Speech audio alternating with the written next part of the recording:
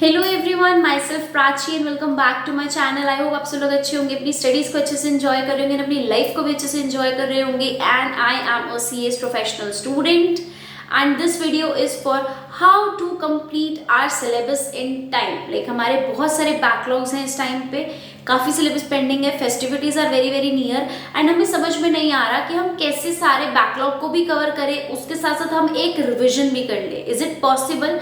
It is definitely possible कि आप लोग अपने बैकलॉग भी कंप्लीट कर सकते हैं, आप अपना सिलेबस कंप्लीट कर सकते हैं along with one revision as well. एक से ज़्यादा भी हो सकती है, कोई बड़ी बात नहीं है इसमें। बट स्ट्रैटेजी क्या है, क्या स्ट्रैटेजी हमको फॉलो करनी है? तो यहाँ हमारे कुछ 4-5 स्टेप्स रहने वाले जो हमें फॉलो करने हैं, जो मैंने अपने एग्जीक्यूटिव ग्रुप 2 के टाइम पे फॉलो किए थे। मैं सेम स्ट्रैटेजी आप लोगों के साथ शेयर करने वाली हूँ। सबसे पहले आपके पास लेट्स से 4 सब्जेक्ट्स है, तो आप क्या करेंगे, उन चारों सब्जेक्ट्स में से आपके कौन से चैप्टर्स पेंडिंग है, सबसे पहले आप उसको लिस्ट आउट करें। आप मेरे पास ऐसे कुछ दिन पहले किसी का मैसेज आया कि इंस्टाग्राम पे, मैं कंपनी लॉग मुझे याद है, मैं बताती हूँ। किसी ने मुझे बोला मेरा डायरेक्टर्स पेंडिंग है, मेरा जनरल मीटिंग पेंडिंग है, मेरा डिविडेंड पेंडिंग है, और 3-4 चैप्टर्स के और नाम लिए कि ये भी बैकलॉग में चल रहे हैं मेरे, एंड करंटली मैं लेके चल रहा हूँ बाकी के चैप्टर्स। ठीक है, so let's say director general meeting की किसी का बैकलॉग में है, मुझे उसने से बोला अब क्या करें। तो जितने भी आपके चैप्टर लिस्ट आउट हुए, लाइक 8-10 जितने भी चैप्टर्स आपके बैकलॉग में है, उसमें से आप सेग्रीगेट करें हाईएस्ट टू लोएस्ट। मतलब कुछ कुछ चैप्टर्स होते हैं जिनकी वेटेज है 30-40 मार्क्स, 20 मार्क्स, 10 मार्क्स, पता है कि ये हाईएस्ट वेटेज में आते हैं, तो सबसे पहले आप उनको सेग्रीगेट कीजिए एंड उसके बाद रेस्ट पार्ट आप बाकी चैप्टर्स को सेग्रीगेट कर लीजिए हर एक सब्जेक्ट के अंदर। उसके बाद आपको क्या करना है, जैसे आपका सेलेक्ट से आपका टॉपिक पेंडिंग है डायरेक्टर या जनरल मीटिंग, मैं मान के चलती हूँ डायरेक्टर पेंडिंग है, लेट्स से हमारा डायरेक्टर पेंडिंग है, तो क्या करें, ऐसे ही जीआईजीएल में भी आपने डिवाइड किए हैं 5-6-7 चैप्टर या 8-10 चैप्टर, मैक्स टू मैक्स भी मान के चलो। तो अब इसको 1 मंथ में कैसे करेंगे? सबसे पहला हाईएस्ट टू लोएस्ट चैप्टर्स को आप सेग्रीगेट करोगे। जो हाईएस्ट मार्क्स वाले चैप्टर्स हैं आप उनको पहले मतलब लिस्ट आउट करोगे, लोएस्ट मार्क्स वाले जो अकॉर्डिंग लिस्ट है उसके अकॉर्डिंग आप उसको साइड कर लोगे। ऐसे नहीं करना तो हाईएस्ट और शॉर्ट ऐसे भी कर सकते हो, लाइक जो ज़्यादा मार्क्स वाले चैप्टर है उन्हें अलग कर लिया, जो थोड़े छोटे छोटे चैप्टर्स है उनको अलग कर लिया, ये भी कर सकते हो। अब उसके बाद सेकेंड थिंग क्या आती है, आप देखेंगे अपने लेक्चर्स। लेक्चर्स कैसे देखेंगे? यू विल सी कि क्या लेक्चर्स इतने ज़्यादा लेंथी हैं कि हम अगर इस पे टाइम लगेंगे तो हमारे 10-15 दिन एक ही चैप्टर में चले जाएंगे। If yes then it's the high time कि, मैं वैसे नहीं कहती बट ठीक है अभी एग्जाम्स है, so it's the high time कि आप डिटेल्ड रिविजन्स पे शिफ्ट हो जाए। ये बहुत हाई टाइम है, बहुत सारे एग्जीक्यूटिव के टीचर्स इस टाइम पर रिविजन्स ले रहे हैं डिटेल्ड वाली, अलॉन्ग विद दैट मैराथन्स भी चल रही हैं। सो जो चैप्टर्स आपके हो गए हैं उनको आप मैराथन के थ्रू रिवाइज करो। करंट मैराथन अभी नहीं आई तो प्रीवियस मैराथन लगा लो, उसमें से छोटे छोटे वाले चैप्टर्स को रिवाइज करना शुरू करो, और उसमें से जो चैप्टर्स हो गए हैं उनको भी देखना शुरू करो, सो दैट जो हो गए हैं वो आपके टिप्स पे आते रहे। सो ये आपको सबसे पहला काम करना है, जो चैप्टर्स हो गए उसको तो रिविजन में देखते ही चलना है, प्लस जो चैप्टर आपके छोटे छोटे हैं जो नहीं अभी आते हैं उनको भी आप डिटेल रिविजन्स या मैराथन से कवर करेंगे।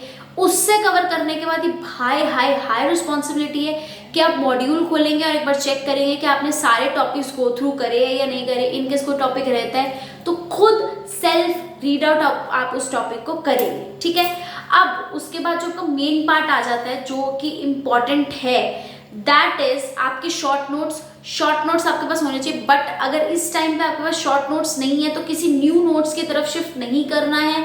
जितने बने हुए हैं काफ़ी है, जितने नहीं बने हुए कुछ नहीं करना है यार, ये बहुत इंपॉर्टेंट है। कोई भी टॉपिक आप पढ़ रहे हो ना, जस्ट उसके अंदर का important crux, important words, important limits, important sections, important timelines क्या है, बस उसको लिख लो। लाइक सेक्शन 203 में ये दे रखा है, ये लिख लिया। सेक्शन 204 सेक्रेटेरियल स्टैंडर्ड्स मतलब सेक्रेटेरियल ऑडिट का है, इसमें ये लिमिट दे रखी है, बस लिख लिया। इसमें ये फॉर्म जाता है, ओके डन।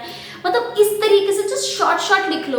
आप लिखोगे वो माइंड में रिटेन होने लग जाएगा, प्लस आपके पास शॉर्ट नोट्स ऑटोमेटिकली, मैं ये नहीं कह रही कि बुक खोल के पूरा लिखते नहीं, बस हाईलाइट कीवर्ड्स लिखते चलो उसके अंदर कि क्या क्या है, जैसे आपको समझ में आना चाहिए कि इसको जोड़ के आंसर बन जाएगा या इसके अंदर उतना कंटेंट है जो एक पूरे पैराग्राफ में दिया है, उसका क्रक्स क्या है मेरे पास लिखा हुआ है। ये बहुत इंपॉर्टेंट है, प्लीज इसको फॉलो करना है। ये मैंने भी फॉलो किया था। लेजिट मैं एग्जाम के 15 दिन पहले बैठ के भी शॉर्ट नोट्स बना रही थी कंपनी लॉ के। क्यों बना रही थी? क्योंकि मुझे पता था एग्जाम के पहले मुझे यही बेनिफिट देने वाला है। और मैं तो इतनी पागल थी कि मैंने एक बार शॉर्ट नोट्स बना रखे थे, जब मैं दोबारा उस चैप्टर को पढ़ने बैठती थी ना, मैं दोबारा से बनाने लग जाती थी, क्योंकि मुझे कीवर्ड्स याद होने लग जाते थे, मुझे पॉइंट्स याद रहने लग जाते थे। सो ये भी बहुत अच्छी टेक्निक है चीज़ों को रिटेन करने की। ठीक है, अब हम बात कर लेते हैं कि पूरा सिलेबस को 30 डेज कैसा है, हाउ टू मैनेज। आप लोग 2 स्ट्रैटेजी बना सकते हो, या तो 15 डेज वाली स्ट्रैटेजी बना सकते हो या ऑल सब्जेक्ट करने वाली। मतलब 15 डेज में क्या, पहले 15 दिन आप 2 सब्जेक्ट्स कर सकते हो, अगले 15 दिन आप 2 सब्जेक्ट्स कर सकते हो। लाइक पहले 15 दिन आपने कंपनी लॉ और JIGL को टारगेट किया एंड नेक्स्ट 15 डेज आपने EVCL और S लॉ को टारगेट किया। मैं ये बता रही हूँ, बट जो प्रैक्टिकल सब्जेक्ट है वो डेली बेसिस पे चलेगा। वो डेली आप उसको 2 घंटे 2.5 घंटे देने वाले हैं। अपार्ट फ्रॉम दैट आपके पास दिन में अगर 12 घंटे हैं तो आप 6 घंटे एक सब्जेक्ट को दे सकते हो, 6 घंटे एक सब्जेक्ट को दे सकते हो। लाइक अगर आप सुबह 8 बजे भी उठ रहे हो तो 8 बजे से लेकर 3 बजे तक आप एक सब्जेक्ट को दो, देन 4 बजे से या 3 बजे के बाद से लेकर रात के 8 बजे तक आप एक सब्जेक्ट को दो एंड 2 घंटे आप अपने प्रैक्टिकल सब्जेक्ट को दो। या तो आप 15 डेज वाली स्ट्रैटेजी फॉलो कर सकते हो। आप देख रहे हो बस आधा दिन है आपके पास, 5 6 घंटे एक सब्जेक्ट के लिए। आप उसके अंदर एक पूरा चैप्टर भी कवर कर सकते हो, नहीं तो आप उससे ज़्यादा भी चैप्टर्स कवर कर सकते हो, मेजर टॉपिक्स को कवर कर सकते हो। सो ये आप फॉलो कर सकते हो 15 डेज। नहीं, अगर आपको सारे सब्जेक्ट पढ़ने हैं तो आप 3 घंटे रोज के हर सब्जेक्ट को दे सकते हो। 3 घंटे टैक्स को, 3 घंटे कंपनी लॉ को, 3 घंटे JIGL को और 3 घंटे उसको। बट मेरा जनरली जो था, मैं 15 डेज वाली स्ट्रैटेजी फॉलो करती थी। लाइक 2 सब्जेक्ट्स तो नॉर्मली कवर हो ही रहे हैं, प्लस टैक्स लॉ तो चल ही रहा था, 3 तो हो ही रहे हैं। बाकी के जो रेस्ट पार्ट डेज आएंगे उसमें मैं अपने टैक्स के पोर्शन को ज़्यादा कर दूंगी, फिर उसको ज़्यादा टाइम दूंगी। और जो ऑलरेडी मैंने पढ़ लिया है, आप देखो, अगर आपको लगता है 15 दिन में सारा कुछ कवर नहीं हो पाएगा, लेट्स से 15 दिन में आपको ऐसा लगता है कि यार 15 में सिर्फ 10 ही चैप्टर हो पाएंगे या 12 ही चैप्टर हो जाएंगे, 3-4 तो तब भी रह जाएंगे, तब क्या?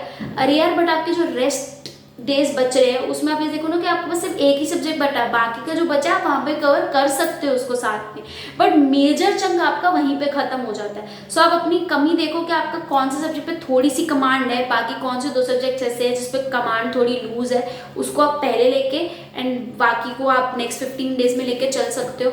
रिविजन्स, मैराथन्स, चैप्टर नहीं पढ़ा कोई ना पढ़ो कोई बात नहीं, बट अगर कोई टीचर उस चैप्टर की रिविजन ले रहा है, मैराथन ले रहा है, go for it, do watch it. Short notes इस टाइम पे बना लो, बहुत इंपॉर्टेंट है। तो ये 15 डेज वाली स्ट्रैटेजी या 3 घंटे पूरे सब्जेक्ट्स को देने वाली स्ट्रैटेजी, कोई भी स्ट्रैटेजी आप लोग फॉलो कर सकते हैं। आई एश्योर यू कि definitely it will going to help you out. And 30 days बाद जब आप लोग अपने सिलेबस को देखोगे, लाइक आप 20th नवंबर के आसपास, जब अपने 25th नवंबर के आसपास देखोगे, major chunk will be done. And उसके बाद आप लोग आराम से अपनी टेस्ट सीरीज, आराम से अपने प्रीवियस ईयर क्वेश्चंस को गो थ्रू कर सकते हो।